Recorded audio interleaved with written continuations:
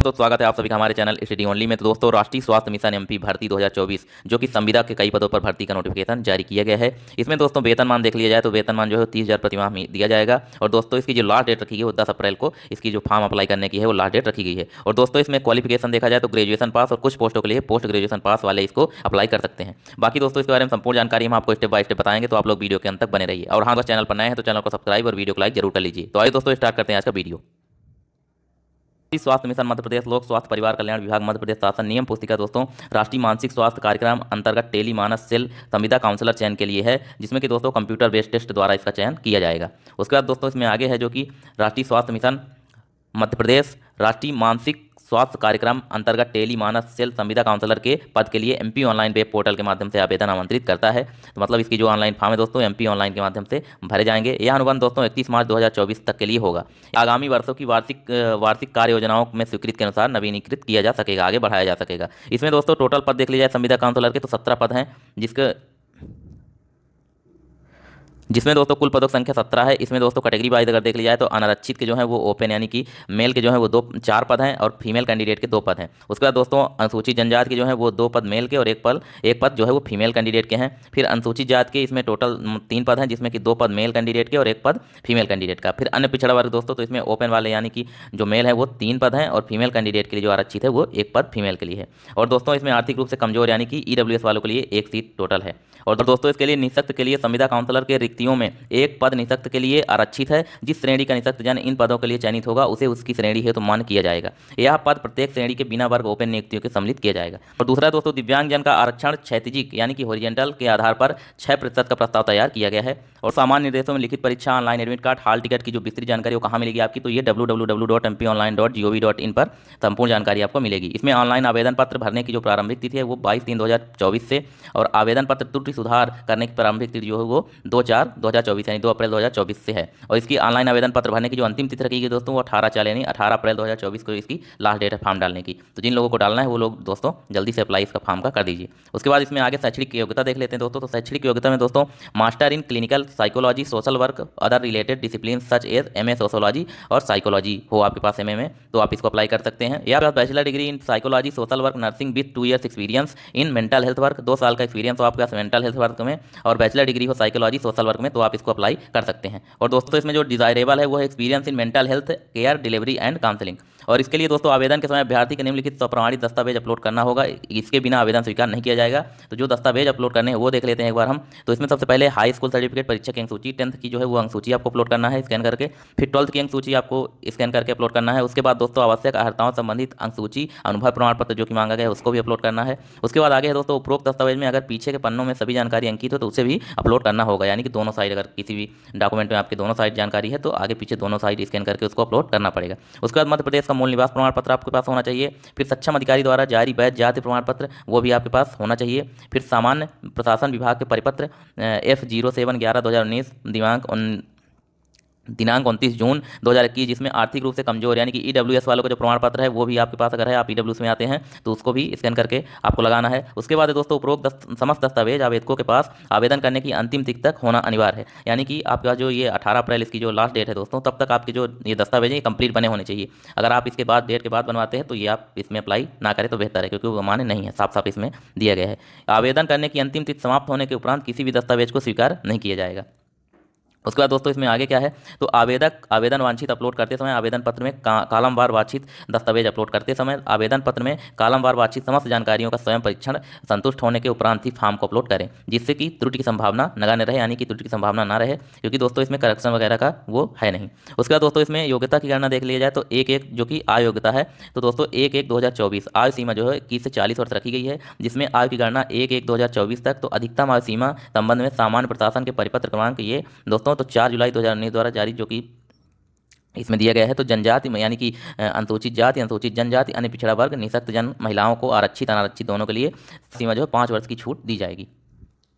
उसके बाद दोस्तों इसमें आगे आयु के लिए स्पष्टीकरण क्या दे रहा है, तो आयु की गणना 10वीं उत्तीर्ण प्रमाण पत्र मार्कशीट का सरकार द्वारा अनुमोदित अन्य दस्तावेज जो आयु प्रमाण पत्र के लिए जारी किया गया हो वैध संदर्भ दस्तावेज होगा।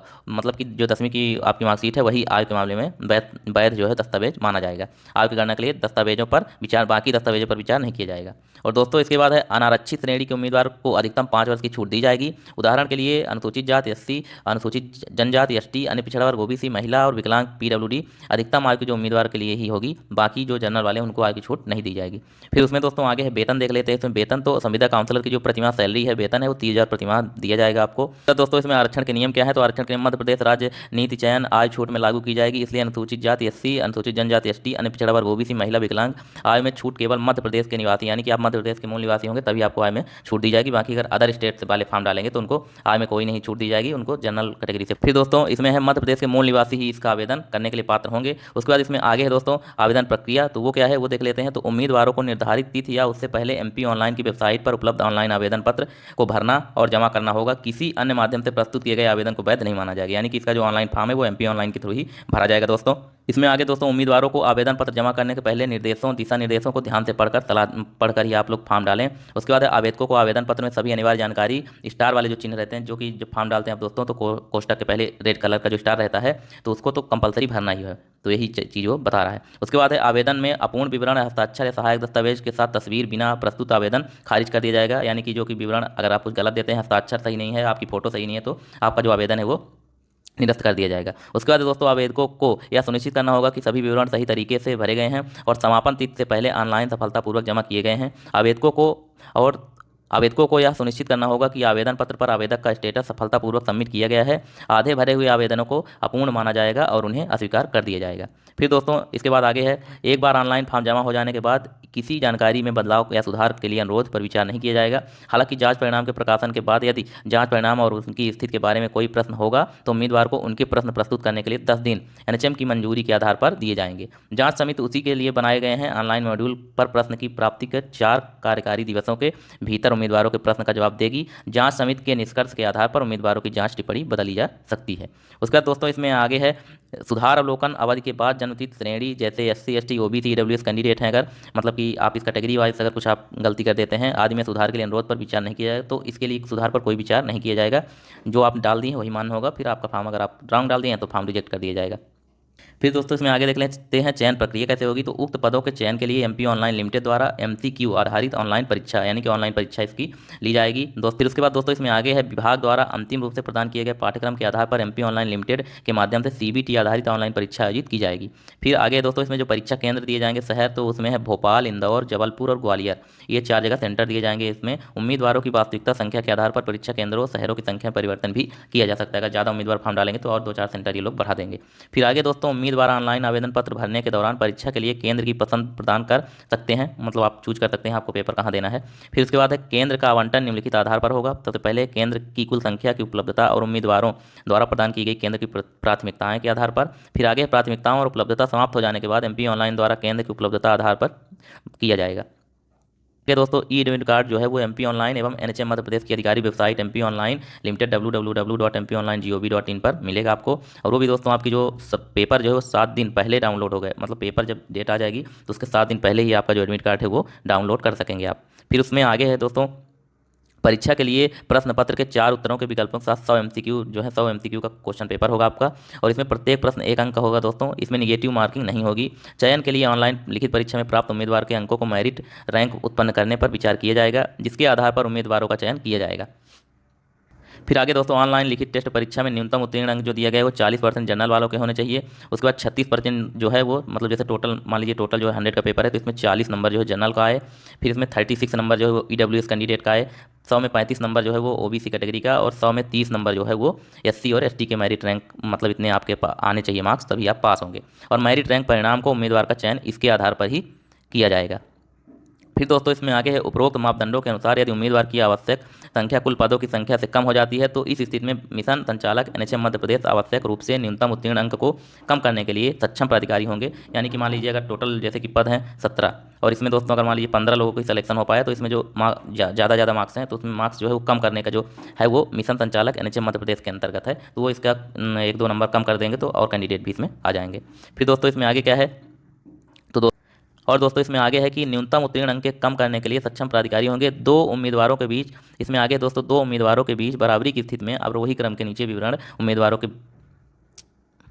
और इसमें दोस्तों आगे है दो उम्मीदवारों के बीच बराबरी की स्थिति में अवरोही क्रम में नीचे दिए गए विवरण के अनुसार वरीयता दी जाएगी। यानी कि अगर दो कैंडिडेट के सेम नंबर आ गए दोस्तों, तब क्या किया जाएगा, तो इसमें उसको ज्वाइनिंग दी जाएगी जो आय में बड़े उम्मीदवार को वरीयता दी जाएगी यहाँ पास। और एक दूसरा है, एक ही जन्मतिथि उम्र के अभ्यर्थी होने पर उक्त पदों हेतु जो शैक्षणिक अर्हता रखी गई है उसमें शैक्षणिक योग्यता में प्राप्त अंकों के प्रतिशत में अधिक अंक लाने वाले को अभ्यर्थी को प्राथमिकता दी जाएगी। यानी कि अगर आपकी एज भी सेम है और यहाँ मार्क्स भी आपके सेम आ गए, तो फिर दोस्तों क्या दिया, कैसे आपका सिलेक्शन किया जाएगा, तो उसके लिए दोस्तों आपके पास जो आपने ग्रेजुएशन पोस्ट ग्रेजुएशन में जो आपके मार्क्स हैं वो डिसाइड करेंगे, जिसके मार्क्स ज़्यादा रहेंगे उसको सेलेक्ट कर लिया जाएगा।